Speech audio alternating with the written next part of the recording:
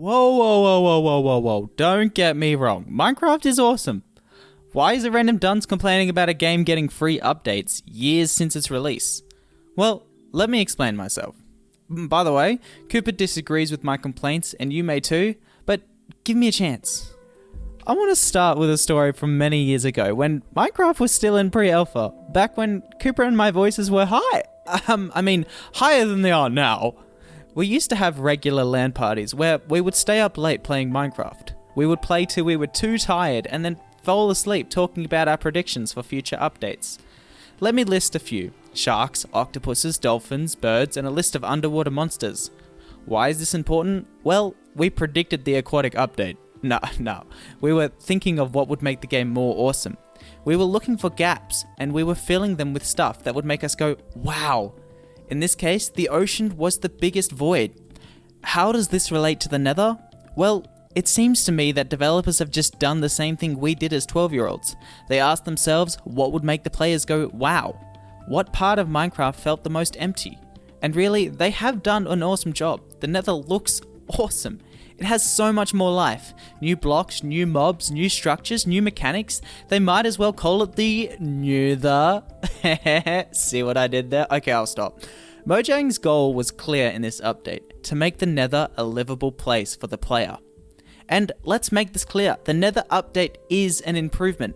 I'm not here to talk about the netherite armor destroying the worth of diamonds. I'm not here to talk about how stupidly easy it is to get to Nether using the new Nether portal structures. I'm not even here to talk about how Minecraft replaced a core mob, the pigmen, with a zombified piglin. I'm here to talk about adventure in Minecraft. Minecraft describes itself as an adventure of limitless possibilities as you build, mine, battle mobs, and explore the ever-changing Minecraft landscape. Minecraft is supposed to provide the players 4 gaming principles: building, mining, fighting, and exploring. Survival Minecraft can do all 4 principles, but I would argue the last 3, mining, fighting, and exploring, is Mojang's focus. I want to try and convince you that this update, as well as many of the others, are lackluster at best. After complaining, I'll give my solution, so don't stress and say I'm just another whiny 11-year-old. First of all, building. It is the reason I play Minecraft. It is my pride and passion. For the builder inside most of us, Minecraft's updates have been outstanding, providing us with blocks we would have never dreamed of needing. Minecraft's simplicity allows for the creation of the most wondrous and awe-inspiring builds. Each update makes these buildings more diverse as players discover new ways to create art.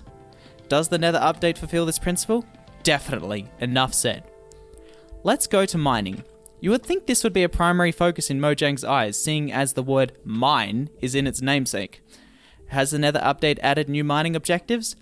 Arguably yes. With the addition of netherite, players can now mine impossibly rare blocks, most of which are under lava, to improve their diamond armor. But here's the thing. Mining requires a goal, purpose if you will. Why mine ores? To get armor, tools, enchantments, potions. Why do you need these things? To defend yourself against the monsters. Why do you need to defend yourself? To explore. And why do you need to explore? To mine. You remember how I said these 3 core principles are Mojang's focus? It's because they are all connected. They must be integrated in order to make survival Minecraft purposeful. Minecraft has a clear progression. You mine wood, then stone, then iron ore. This iron ore is used to make armor, buckets, and mine gold and diamonds. Then diamond is used to mine obsidian to create a nether portal. This nether portal is used to get blaze rods, which are used to find the stronghold, after painstakingly killing a lot of endermen. By this point, killing mobs such as spiders, ghasts, and such will allow you to create potions and earn XP to enchant your gear. This leads to the defeat of the ender dragon and into the end game. My question for you is, where does the netherite fit into this progression? If the game isn't adding any content, other than new ores, after endgame, why make more powerful gear? Does the player need better gear to defeat the ender dragon? No. Is it harder to mine the netherite than defeat the dragon? Yes, in my humble opinion. Okay, that was a rant and a half. Let's get to something a little less salt-inducing. We're still on the topic of mining here. Minecraft did introduce something I like. They gave gold a purpose. Did you notice when I mentioned Minecraft's progression that gold didn't have a purpose? Well, this update gives it one. You can now use gold to barter with a new mob called piglins. In order to not be attacked by this mob, you need to be wearing gold armor and can barter gold with them for a whole assortment of items. You have no control over what you get, mind you, because why would Minecraft grab the same system they created for villages and put it somewhere else in Minecraft? This is sarcasm and is foreshadowing a future argument. But are any of these items useful? Well, actually yes. Out of the 20 or so possibilities, bartering gives a chance for a new type of enchantment book called Soul Speed, which allows the player to move faster on soul sand and soil.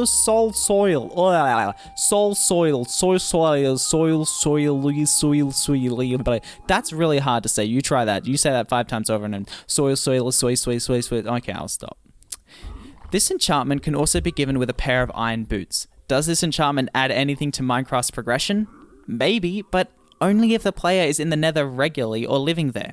Which brings us to the last item in bartering, Crying Obsidian. This awesome looking block allows the player to create respawn anchors, which are used as a respawn point in the Nether. This makes living in the Nether viable and an interesting concept to say the least. Does it destroy Minecraft's linear progression? Definitely, but the progression is allowed to change. I have to ask you this though. Will a player obtain a respawn anchor before or after defeating the Ender Dragon?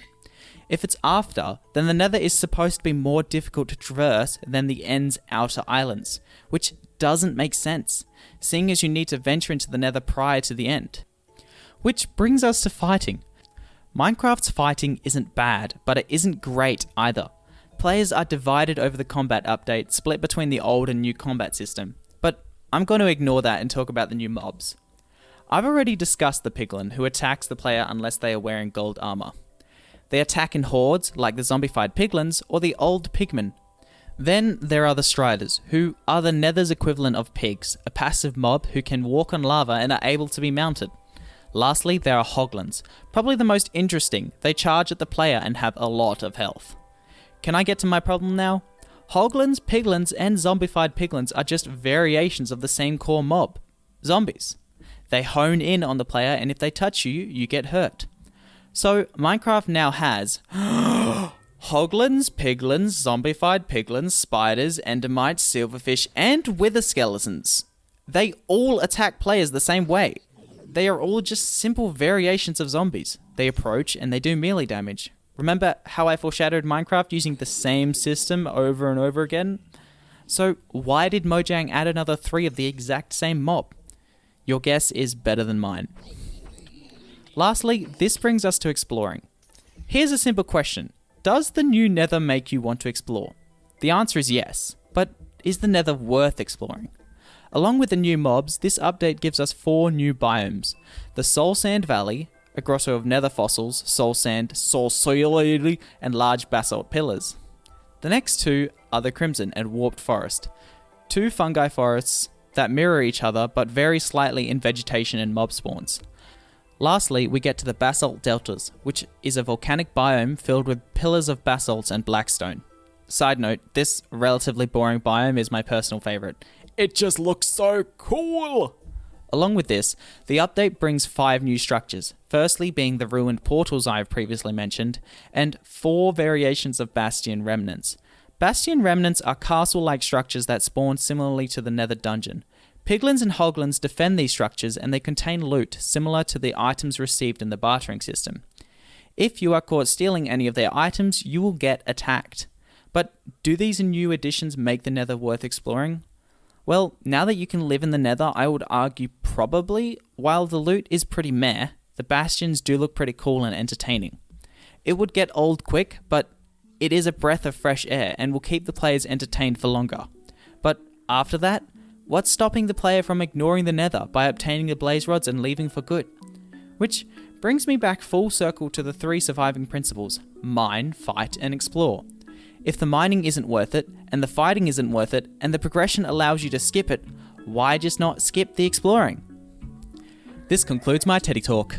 Just kidding. I haven't given my solution, but first I want to give an example of Minecraft doing the mine, fight, explore principles correctly. I assume you've played Minecraft, and I assume you have defeated the Ender Dragon. This is supposedly the end of Minecraft, but after that you can go to the Outer Islands. What made you want to explore the Outer Islands? It's simple, the loot was worth it, the monsters were interesting and the structures were challenging. But what made it all work? In my opinion, the elytra made it worth it.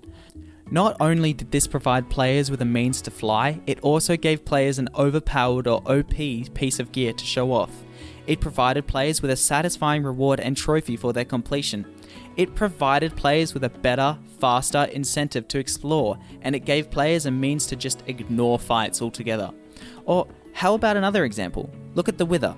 The Wither gives the player incentive to explore Nether dungeons to fight Wither skeletons. Using the Wither skulls, they are able to spawn a Wither, creating more incentive to fight.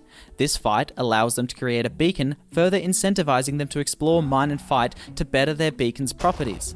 It works as one. The beacon is another trophy and arguably OP piece of gear that the player works for. Let's give a bad example again. How many times have you defeated the underwater monument? It's an interesting structure with challenging mobs for fighting, so it's got both fighting and exploring elements, but it lacks mining. What incentive for loot other than building is drawing the player to defeat the monument? There is no OP gear, there is only a sponge and sea lanterns, and I'll be the first person to say whoop whoop, who gives a poop? So, going back to our Nether update, does mining netherite armor give player incentive to explore and fight? No. Does exploring the bastions give players incentive to mine and fight? No.